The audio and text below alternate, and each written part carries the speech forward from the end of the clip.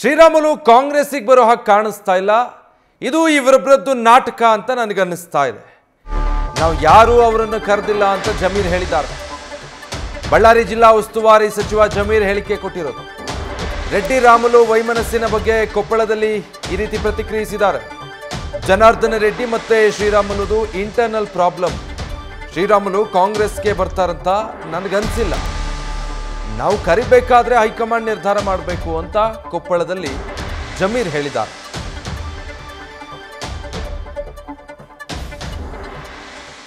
ಶ್ರೀರಾಮುಲು ಅವ್ರನ್ನ ಕಾಂಗ್ರೆಸ್ಗೆ ಕರೆತರುವಂತಹ ಚರ್ಚೆ ಸದ್ಯದಲ್ಲಿದೆ ಸರ್. ಈಗ ಅವ್ರದ್ದು ಇಂಟರ್ನಲ್ ಪ್ರಾಬ್ಲಮ್. ನಾವು ಬಳ್ಳಾರಿ ಜಿಲ್ಲಾ ಉಸ್ತುವಾರಿ ಸಚಿವರು ತಾವು ಈಗ ಜನಾರ್ದನ್ ರೆಡ್ಡಿ ಮತ್ತೆ ಶ್ರೀರಾಮುಲು ಅವ್ರ ಇಂಟರ್ನಲ್. ನನ್ನ ಅನಿಸಿಕೆ ಶ್ರೀರಾಮುಲು ಬರಂಗ್ ಕಾಣಲ್ಲ.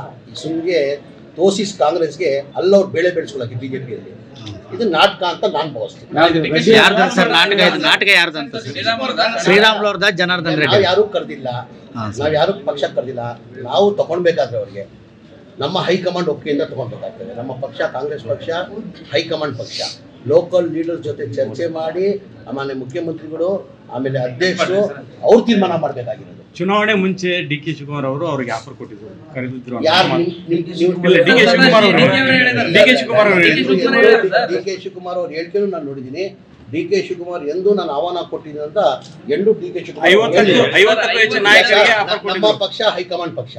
ಈಗ ಅವ್ರು ತಗೊಳ್ಬೇಕಾದ್ರೆ ನಮ್ಮ ಹೈಕಮಾಂಡ್ ತೀರ್ಮಾನ ಮಾಡಬೇಕು. ಅದ್ರ ಜೊತೆಲಿ ಇಡೀ ಜಿಲ್ಲೆ ಲೀಡರ್ಗಳು, ಮನೆ ಮುಖ್ಯಮಂತ್ರಿಗಳು, ಮನೆ ಅಧ್ಯಕ್ಷರು ತೀರ್ಮಾನ ಮಾಡಬೇಕು.